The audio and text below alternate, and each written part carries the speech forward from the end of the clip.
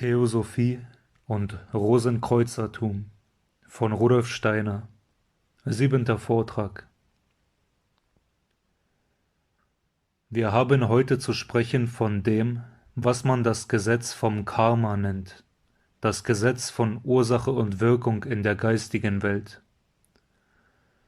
Wir müssen uns zunächst an die letzten Vorträge erinnern, die uns gezeigt haben, wie der gesamte Lebenslauf sich abspielt in einer Reihe von Verkörperungen, so dass sie alle schon oft auf der Welt da waren und auch noch oft wiederkehren werden. Wir werden später hören, wie es nicht richtig ist, wenn man annimmt, dass in alle Ewigkeit nach vor und rückwärts diese Verkörperungen sich wiederholen. Vielmehr werden wir sehen, dass sie einstmals begonnen haben und dass es eine Zeit geben wird, wo sie wieder aufhören werden, wo der Mensch in anderer Weise sich weiterentwickeln wird. Wir betrachten also zunächst jenen Zeitraum, in welchem solche Wiederverkörperungen stattfinden, und wir müssen uns darüber klar sein, dass alles, was man Schicksal nennt in Bezug auf Charakter und innere Eigenschaften, wie auch auf unser äußeres Schicksal und unsere Lebenslage, verursacht ist durch unsere früheren Verkörperungen. Und das, was wir in diesem Leben treiben, wieder seine Wirkung hat für die folgenden Leben. So zieht sich das große Gesetz von Ursache und Wirkung durch alle unsere Verkörperungen hindurch. Wir wollen uns einmal klar machen, wie dieses Gesetz in der ganzen Welt wirkt, nicht nur in der geistigen Welt, sondern auch in der physischen. Nehmen Sie an, Sie haben 2 Krüge mit Wasser. Dann nehmen Sie eine Eisenkugel, die Sie bis zur Glut erhitzt haben, und lassen sie in den ersten Krug Wasser hineinfallen. Was tritt ein? Das Wasser zischt und die Kugel kühlt sich ab. Nehmen Sie dann die Kugel heraus und werfen Sie sie in den zweiten Krug. Da zischt das Wasser nicht mehr und die Kugel kühlt sich nicht mehr wesentlich ab. Die Kugel verhält sich also in den beiden Fällen ganz verschieden.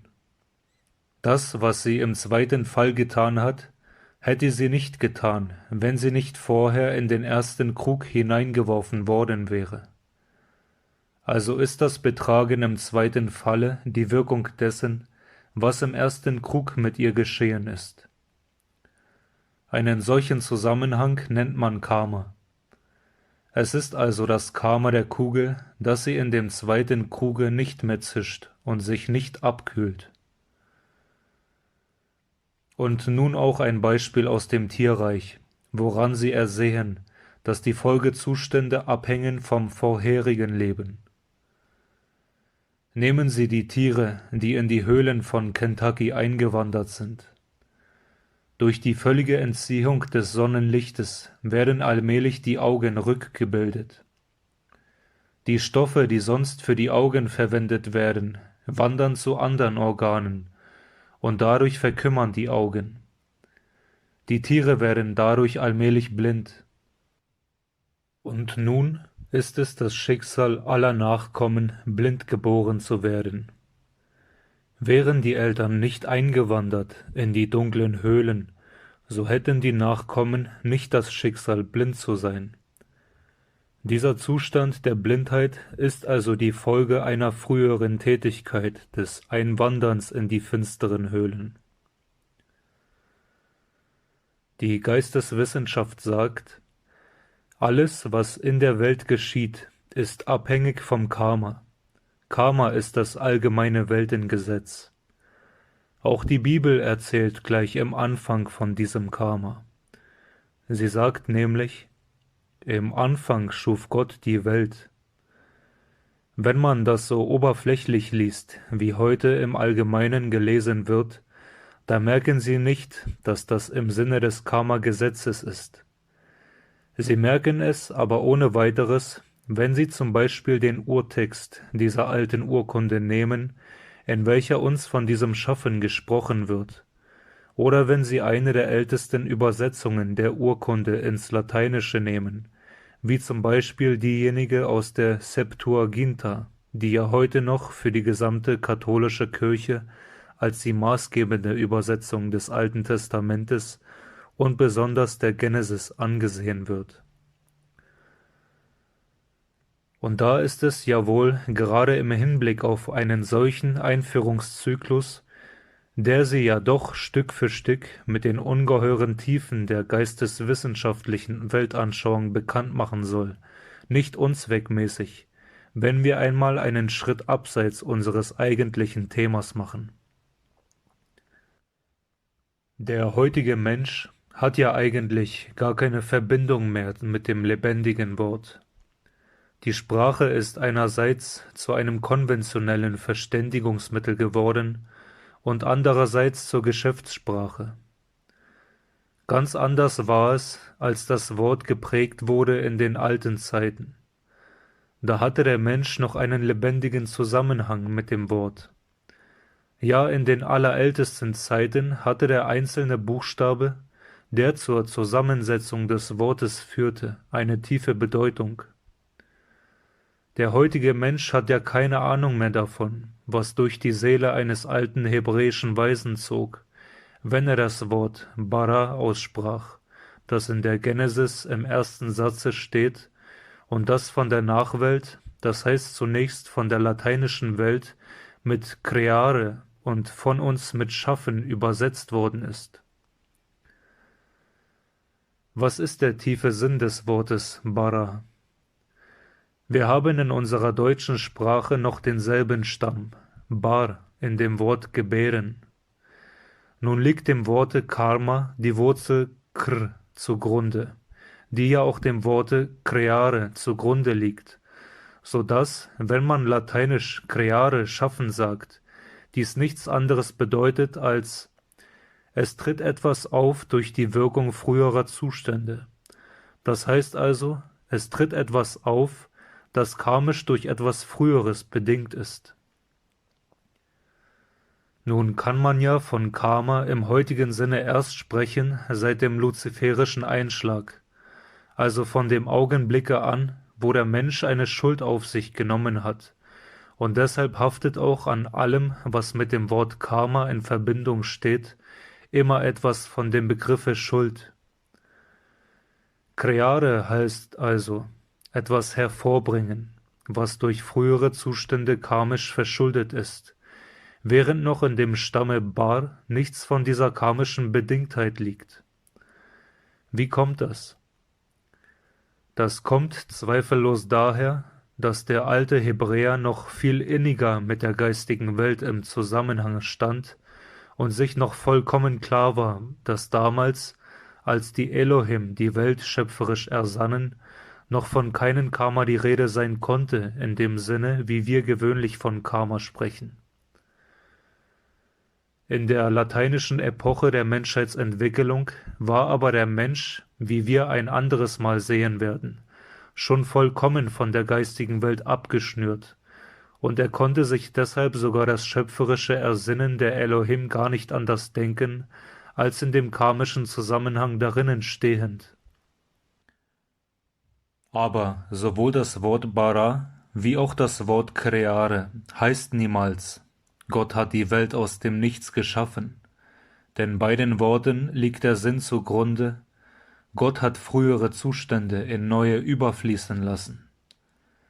Ebenso wie die Mutter das Kind nicht aus dem Nichts gebiert, sondern gebären heißt, das Kind tritt sichtbar in die Welt hinaus aus dem früheren, verborgenen Zustande im Mutterleibe.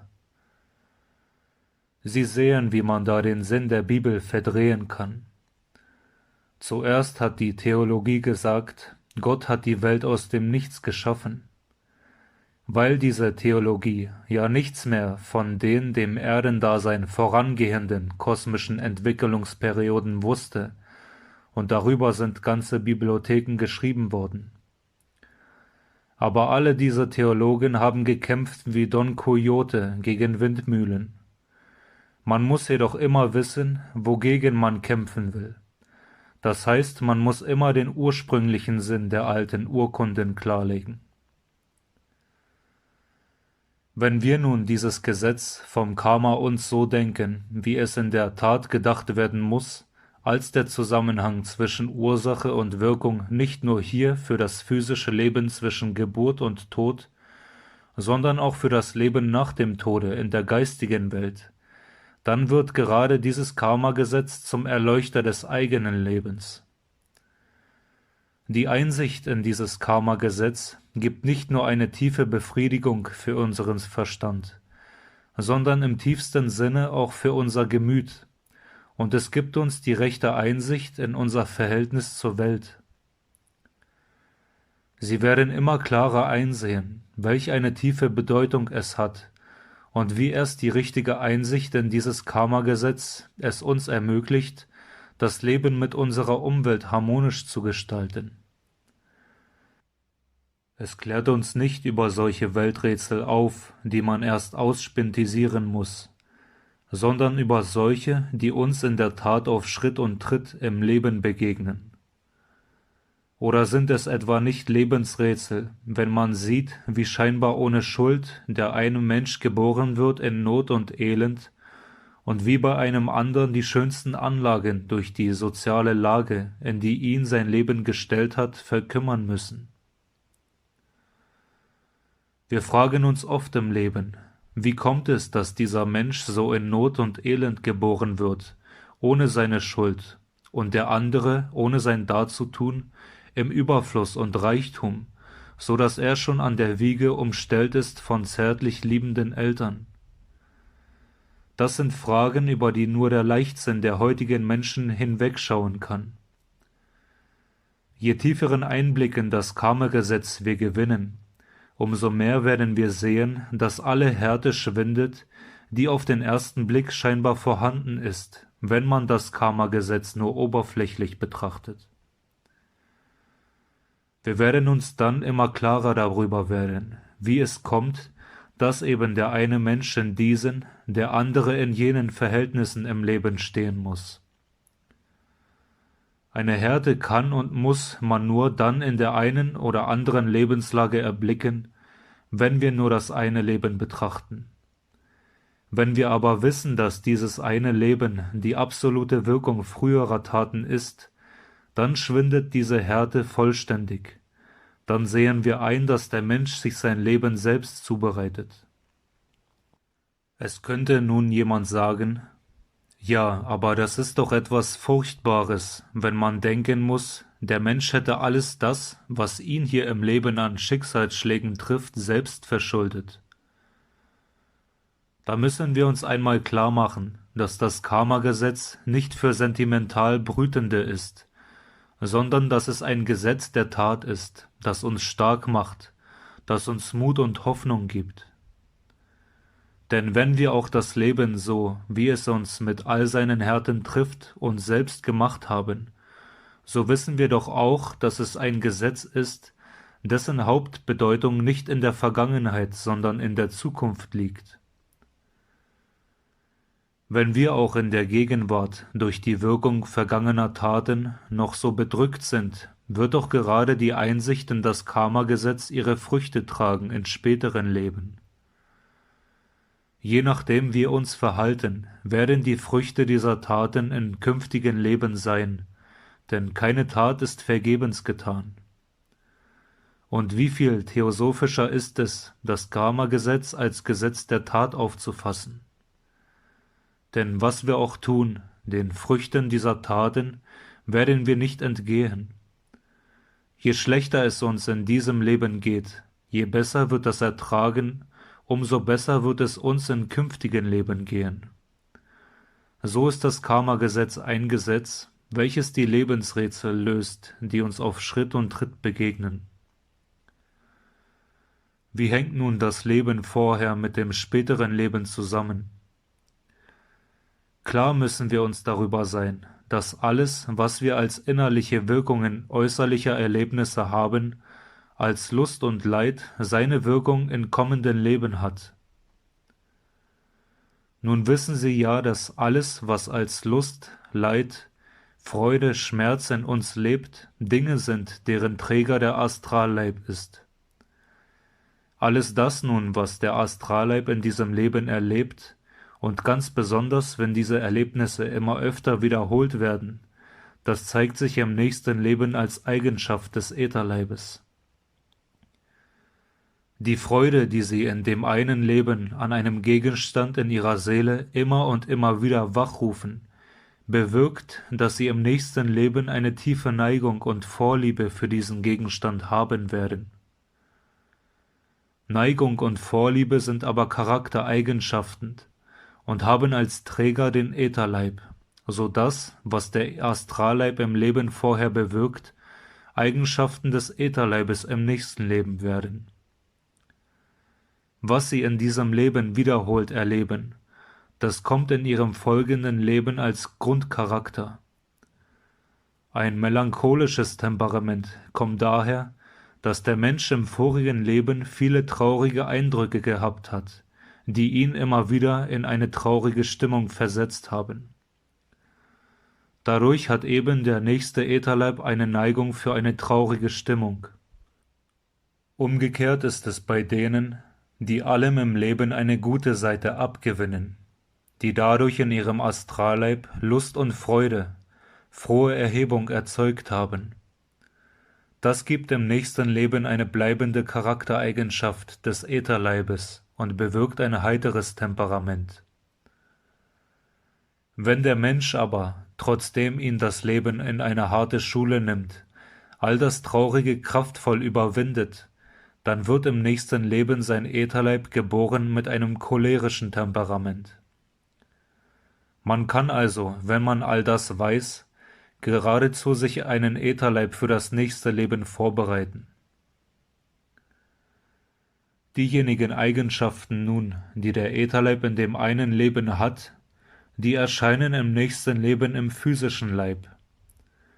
Wenn also jemand schlechte Gewohnheiten und Charaktereigenschaften hat und nichts dagegen tut, sich sie abzugewöhnen, tritt das im nächsten Leben als eine Disposition des physischen Leibes auf. Und das ist tatsächlich die Disposition zu Krankheiten. So sonderbar sich das auch für Sie anhören mag, aber diese Disposition für bestimmte Krankheiten und besonders für Infektionskrankheiten rührt tatsächlich her von schlechten Gewohnheiten im vorhergehenden Leben. Also haben wir es mit dieser Einsicht auch in der Hand, uns Gesundheit oder Krankheit für das nächste Leben zu bereiten. Wenn wir uns eine schlechte Gewohnheit abgewöhnen, machen wir uns im nächsten Leben physisch gesund und widerstandsfähig gegen Infektionen. So kann man schon für das kommende Leben für Gesundheit sorgen, wenn man bestrebt ist, nur edle Eigenschaften zu pflegen. Und nun ein drittes, was außerordentlich wichtig ist für die richtige Auffassung des Karma-Gesetzes. Das ist die richtige Bewertung unserer Taten selbst in diesem Leben. Bisher haben wir ja nur von dem gesprochen, was innerhalb des Menschen sich abspielt. Was aber der Mensch tut in diesem Leben, das heißt also, wie er sich mit seinen Taten der Umwelt gegenüber verhält, das zeigt seine Wirkung im nächsten Leben, eben in dieser Umwelt. Durch eine schlechte Gewohnheit an und für sich habe ich noch nichts getan. Wenn mich aber diese schlechte Gewohnheit zur Tat treibt, dann verändere ich durch diese Tat die Außenwelt. Und alles das eben, was so eine Wirkung in der physischen Außenwelt hat, das kommt uns als äußeres Schicksal im nächsten Leben in der Außenwelt wieder zurück. Also die Taten des physischen Leibes in diesem Leben, die werden zu unserem Schicksal in dem folgenden Leben. Das erfahren wir durch das Hineingestelltsein in diese oder jene Lebenslage. Ob also der Mensch in dieser oder jener Lebenslage glücklich oder unglücklich wird, das hängt von den Taten seines vorherigen Lebens ab. Hierhin gehört wieder als treffendes und belehrendes Beispiel dasjenige von dem Feme-Mord, das uns zeigt, wie die Tat als äußere Tat des einen Lebens im nächsten Leben auf den Menschen als Schicksal zurückfällt. Das sind also in kurzen Linien gezeichnet die karmischen Zusammenhänge beim einzelnen Menschen. Wir dürfen aber nicht nur beim einzelnen Menschen von Karma sprechen. Der Mensch darf sich nicht als Einzelwesen betrachten. Das wäre grundfalsch. Genauso falsch, als wenn der einzelne Finger an unserer Hand sich als Einzelwesen fühlen wollte. Genau so weit wie der Finger kommen würde, wenn er sich vom Organismus absondern würde, würde der Mensch kommen, wenn er sich einige Meilen über die Erde erheben würde. So ist der Mensch, wenn er in die Geisteswissenschaft eindringt, geradezu gezwungen, an der Hand dieser Erkenntnis einzusehen, dass er sich nicht der Täuschung hingeben darf, auf sich selbst als Einzelwesen zu bestehen. So ist es in der physischen und noch viel mehr in der geistigen Welt. Der Mensch gehört der ganzen Welt an und hat auch sein Schicksal in der Gesamtheit. Das Karma betrifft nicht nur den einzelnen Menschen, sondern es geht auch über das Leben von ganzen Völkern dahin. Ein Beispiel dafür. Sie alle wissen, dass es im Mittelalter eine Seuche, die Mieselsucht, gegeben hat. Das ist eine Art Aussatz. Erst im 16. Jahrhundert verschwindet sie aus Europa. Es gab eine ganz besondere Ursache, dass diese Seuche gerade im Mittelalter auftrat, und zwar eine geistige Ursache. Der Materialist ist natürlich geneigt, eine derartige ansteckende Krankheit auf Bazillen zurückzuführen, aber die physische Ursache ist es nicht allein, die bei einer solchen Krankheit in Betracht kommt. Das ist gerade so, wie wenn einer durchgeprügelt wird, und man sollte untersuchen, warum dieser durchgeprügelt ist. Der Einsichtsvolle wird ohne weiteres finden, dass die Ursache der Prügel darauf beruht, dass es in dem Dorf einige Menschen gibt, die sehr roh sind. Es wäre aber in diesem Falle eine geradezu törichte Folgerung, wie es im obigen Falle die materialistische ist. Wenn einer käme und sagte, dass der Mann seine blauen Beulen auf den Rücken hat, kommt einzig und allein davon her, dass die Stöcke so und so oft auf seinen Rücken niedergegangen sind. Die rein materialistische Ursache der blauen Flecken sind zweifellos die auf den Rücken niedergegangenen Stöcke. Die tiefere Ursache sind aber doch die rohen Menschen. Und so hat auch diese Krankheit neben der materialistischen Ursache der Bazillen auch eine geistige. Ein ganz analoges Beispiel bietet das Weinen.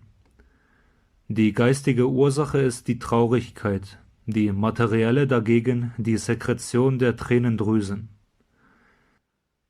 Man sollte es kaum für möglich halten, dass ein sogar recht bedeutender Gelehrter der Gegenwart es fertiggebracht hat, denselben törichten Schluss zu ziehen wie oben. Denn er hat den geradezu ungeheuerlichen Satz aufgestellt: Der Mensch weint nicht, weil er traurig ist, sondern der Mensch ist traurig, weil er weint. Doch zurück zur Mieselsucht. Sie müssen in diesem Falle, wenn Sie geistig die tiefere Ursache dieser Krankheit erklären wollen, zurückblicken auf ein bedeutsames historisches Ereignis. Auf das Ereignis, als von Osten her große Völkermassen über Europa hinweg stürmten und dieses Europa in Furcht und Schrecken setzten. Diese asiatischen Scharen waren Völker, die auf der alten Atlantia-Stufe stehen geblieben und daher im Niedergang begriffen waren. Also Völker, die den Niedergangs, sozusagen den Fäulnischarakter, besonders stark in ihrem Astralleib hatten. Wären diese Völkerschaften über Europa herübergestürmt, ohne dass die Europäer sich erregt oder erschreckt hätten, dann wäre nichts passiert.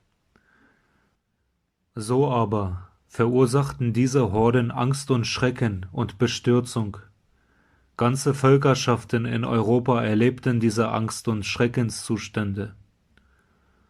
Und nun mischte sich der faule Astralstoff der Hunnen mit den von Angst und Furcht und Grauen durchwühlten Astralleibern der überfallenen Völker. Die degenerierten Astralleiber der asiatischen Stämme luden ihre schlechten Stoffe auf diese furchtdurchwühlten Astralleiber der Europäer ab, und diese Fäulnisstoffe bewirkten eben, dass später die physische Wirkung der Krankheit auftrat. Das ist in Wahrheit die tiefe geistige Ursache des Aussatzes im Mittelalter. Es tritt also etwas, was geistig verursacht ist, in späterer Zeit im physischen Körper auf.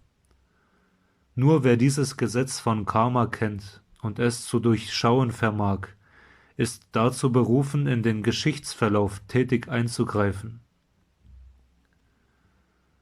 Nun will ich Ihnen etwas sagen, was zur Begründung der theosophischen Weltanschauung beigetragen hat, und das ist das Folgende. Das Karma wirkt sich ja aus, gerade wie beim einzelnen Menschen, so auch bei den Völkern, ja bei der ganzen Menschheit. Wer nun den Gang der Geschichte des europäischen Geisteslebens verfolgt, der weiß, dass seit etwa 400 Jahren der Materialismus heraufgekommen ist. In der Wissenschaft ist dieser Materialismus am unschuldigsten, denn da können alle Fehler jederzeit eingesehen und ausgeglichen werden. Viel schädlicher wirkt er sich schon aus im praktischen Leben, wo ja alles in den Gesichtspunkt materieller Interessen gestellt wird. Aber nie hätte der Materialismus Platz gegriffen im praktischen Leben, wenn nicht die Menschen dazu eine Vorliebe gehabt hätten. Es hätte auch keinen Büchner und so weiter gegeben, wenn nicht der Mensch vorher das Materielle so geliebt hätte. Am allerschädlichsten wirkt sich aber der Materialismus aus auf dem Gebiete des religiösen Lebens, das heißt in der Kirche. Gerade sie steuert seit Jahrhunderten auf den Materialismus hin. Wieso? Wenn Sie zurückgehen in die ursprünglichen Zeiten des ersten Christentums, hätten Sie nie gehört, dass man angenommen hätte, dass sich das 7-Tage-Werk wirklich in 7 Tagen vollzogen hätte, wie es ja heute tatsächlich vielfach angenommen wird, und dass man unter dem 7. Tag sich so etwas vorstellen kann, als ob sich einer nach einer schweren körperlichen Arbeit auf einen Stuhl setzt und ausruht. Von der Wirklichkeit dieses 7-Tage-Werkes weiß das materialistische Zeitalter nichts mehr. Der Theosophie ist es erst wieder vorbehalten, der Menschheit über den wahren Sinn dieser alten Urkunde, der Genesis, Aufklärung zu geben. Und diese materialistische Auffassung in der Religion, die hat sich in das Leben der Völker sogar am allertiefsten hineingefressen. Und immer mehr wird dieser Materialismus gerade auf religiösem Gebiete herrschen. Und immer weniger wird man gerade auf dieser Seite einsehen, dass es auf den Geist ankommt und nicht auf das physisch-materielle. Sie werden ohne weiteres zugeben, dass das materielle Denken, Fühlen und Wollen immer mehr eingezogen ist in die ganze Lebensauffassung der Menschheit. Und dies prägt sich schließlich im Gesundheitszustand der nachfolgenden Generationen aus. Ein Zeitalter mit gesunder Lebensauffassung, das schafft für die Menschen einen starken Mittelpunkt im Innern. Das macht sie zu in sich geschlossenen Persönlichkeiten, so dass die Nachkommen stark und kräftig werden. Ein Zeitalter aber, das nur an die Materie glaubt, erzeugt Nachkommen, bei denen im Leibe auch alles seine eigenen Wege geht, nichts im Mittelpunkte liegt, wodurch eben Anzeichen von Neurasthenie und Nervosität anstehen. Dies würde immer mehr und mehr Überhand nehmen, wenn der Materialismus auch in Zukunft die Weltanschauung bliebe. Der geistig Schauende kann Ihnen ganz genau sagen, was kommen würde, wenn der Materialismus nicht sein Gegengewicht fände in einer festen Geistesrichtung. Geisteskrankheiten würden epidemisch werden, ebenso würden Kinder schon bei ihrer Geburt an Nervosität und Zittererscheinungen leiden, und die weitere Folge der materiellen Gesinnung ist ein solcher nicht in sich konzentrierter Menschenschlag, wie wir ihn heute schon sehen. Damals, vor nun etwa 3 Jahrzehnten, war es vor allem dieser Gedanke und diese Voraussicht, wie es der Menschheit gehen würde, wenn nicht ein geistiges Heilmittel gegen diese Auswirkung des Materialismus angewandt würde, die zur Inaugurierung der theosophischen Bewegung führte. Man kann ja viel streiten über ein Heilmittel, aber alle Einwendungen können wenig genieren. Die Hauptsache ist, dass es hilft. Und so ist es auch mit der Heilwirkung der Theosophie. Sie will das verhüten, was unweigerlich eintreten würde, wenn die Menschen so im Materialismus weitergehen würden. So sehen Sie, wie man, wenn man im tieferen Sinne über das Karma-Gesetz denkt, den Menschen nicht als Einzelwesen betrachten kann, sondern auch als in der ganzen Gemeinschaft unter dem Karma-Gesetz stehend. Das Karma-Gesetz ist nicht für die, welche nur an ein ganz blindes Schicksal glauben wollen. Wer das Karma-Gesetz so auffassen würde, der würde es vollständig verkennen. Und doch findet man immer wieder Menschen, die diesem Irrtum verfallen. So sagt der eine: Ich weiß, ich kann nichts dafür, dass mir dies und jenes zustößt. Das ist halt mein Karma, das muss ich ausleben. Der andere sagt: Ich sehe da einen Notleidenden, den darf ich nicht helfen, denn es ist ja seine Schuld, dass ihn das betrifft. Es ist sein Karma, das muss er ausleben. Das alles ist ja nun eine ganz unsinnige Auslegung des Karma-Begriffes. Um sich eine sehr leicht begreifliche Vorstellung vom Karma-Gesetz zu machen, können Sie es vergleichen mit dem kaufmännischen Gesetz von Soll und Haben. Wie der Kaufmann in all seinem Handeln diesem Gesetz unterliegt, so ist es auch im Leben mit dem Karma. Durch alles, was Sie im verflossenen Leben Gutes oder Böses getan haben, sind Ihre Posten nach Soll und Haben gestimmt. Alle guten Eigenschaften sind auf der Soll, alle schlechten auf der Haben-Seite Ihres Karma gebucht. Man soll aber nicht sagen: Da darf ich nicht eingreifen. Das wäre genauso töricht, als wenn ein Kaufmann nach Abschluss der Bilanz sagen wollte: Jetzt darf ich kein Geschäft mehr machen, denn sonst verändere ich meine Bilanz. Genauso wie der Kaufmann durch jeden guten Abschluss seine Bilanz verbessert, so verbessere ich auch durch jede gute Tat mein Karma. Genauso wie es dem Kaufmann jederzeit freisteht, einen Posten auf die eine Soll oder auf die andere Seite Haben seines Kontos zu setzen, so auch dem Menschen im Kontobuch des Lebens.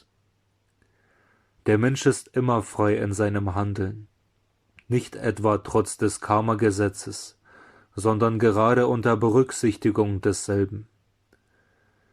Gerade wenn wir wissen, dass alles, was wir tun, und zwar aus voller Freiheit tun, seine Wirkungen in diesem Kontobuch des Lebens haben wird, gerade deshalb können wir demjenigen nicht recht geben, der nicht dem Elenden hilft. Das ist genau so, als wenn ein Kaufmann vor dem Konkurs steht und uns um ein Darlehen von 20.000 Mark bittet. Werden Sie ihm nicht die 20.000 Mark geben, wenn Sie wissen, dass es ein tüchtiger Geschäftsmann ist, der sich mit diesem Darlehen wieder emporarbeiten kann? So ist es auch bei dem Elenden. Dem helfen Sie, sein Karma auszubessern, auf dass sich sein Schicksal nach dem Guten wende, und zugleich verbessern Sie Ihr eigenes Karma durch diese gute Tat.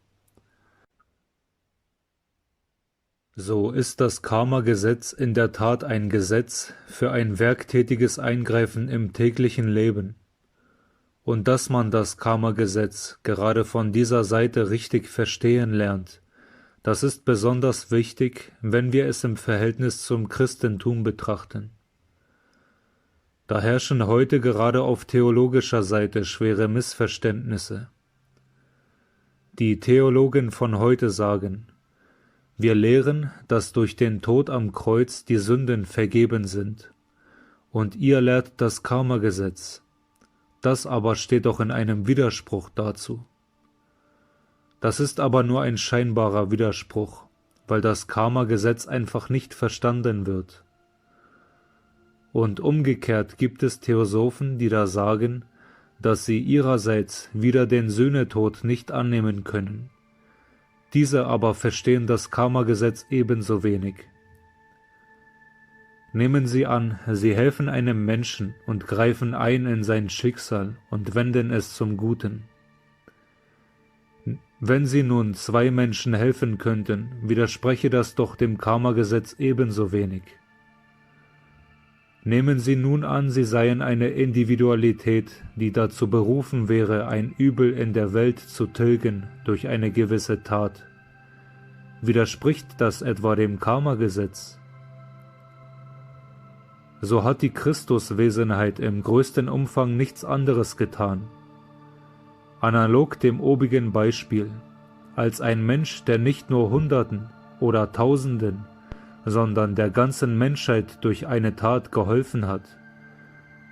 So ist der Erlösungstod, der stellvertretende Sühnetod Christi, durchaus übereinstimmend mit dem Karma-Gesetz. Ja, er ist nur zu begreifen im Hinblick auf dieses Karma-Gesetz. Nur wer es nicht versteht, kann da einen Widerspruch finden. Es ist ebenso wenig ein Widerspruch mit dem Karma-Gesetz, als es ein Widerspruch ist, wenn ich einem einzelnen Elenden helfe. Sie müssen im Hinblick auf das Karma-Gesetz an die Zukunft denken, denn wir schreiben durch eine jede Tat in unser Kontobuch einen Posten ein, der seine Früchte tragen wird. Nur solange man in den Kinderkrankheiten der Theosophie steckte, konnte man einen Widerspruch zwischen Christentum und Karma-Gesetz finden. Aus der Einsicht heraus in dieses Karma-Gesetz wird uns manches klar. Erstens können wir genau nachweisen den Zusammenhang zwischen der jetzigen Körperentwicklung und früheren Lebensläufen. Zum Beispiel bereitet ein Leben voller Liebe vor für eine Entwicklung im nächsten Leben, die den Menschen lange jung erhält. Dagegen wird ein frühzeitiges Altern bewirkt durch viel Antipathie im vorigen Leben. Zweitens, ein besonders selbstsüchtiger Erwerbssinn schafft für das folgende Leben Dispositionen für Infektionskrankheiten. Drittens ist es besonders interessant, dass zum Beispiel Schmerzen und namentlich gewisse Krankheiten, die man durchmacht, bewirken, dass im nächsten Leben ein schöner Körper auftritt. Ein solcher Einblick lässt uns manche Krankheit leichter tragen. Im Hinblick und Einblick in solche Schicksalszusammenhänge hat einer der größten Bibelforscher, Fabre de Olivet, ein schönes Bild gebraucht, das uns klar macht, wie die Dinge im Leben verkettet sind. Er sagt: Seht euch die Perle in der Muschel an. Das Tier darin musste eine Krankheit erleiden, und aus dieser Krankheit heraus entsteht die schöne Perle. Und so hängt in der Tat oft Krankheit in diesem Leben zusammen mit dem, was das nächste Leben verschönt. Wie das in einzelnen, anderen Richtungen noch ausgebildet werden kann, davon morgen. Frage nach den Sünden wider den Geist. Es gibt Sünden, die hervorgerufen werden dadurch, dass der Mensch einen physischen Leib hat, dass der Mensch einen Ätherleib hat, dass der Mensch einen Astralleib hat. Innerhalb des Astralleibes geht der Geist auf, der Mensch wird bewusst. Er kann also sündigen. Diese Sünden können dem Menschen abgenommen werden. Aber wenn wir so sündigen, dass wir innerhalb unseres Bewusstseins sündigen, da wird fremde Hilfe unwirksam. Und weil die Weltenordnung weise ist, wird sie uns in diesem Falle die Hilfe auch gar nicht angedeihen lassen. Es ist gerade so, als wenn in dem eben angeführten Beispiel der Kaufmann, der vor dem Ruin steht und uns um ein Darlehen bittet, unwürdig dieses Beistandes ist. Denn dann wäre es unklug, wenn wir ihm helfen wollten. So ist es auch im Weltengange. Da, wo es unweise wäre, uns zu helfen, da wird uns nicht geholfen. Sünde wider den Geist ist Sünde, die wir im Astralleib begehen, wo wir ein Bewusstsein davon haben.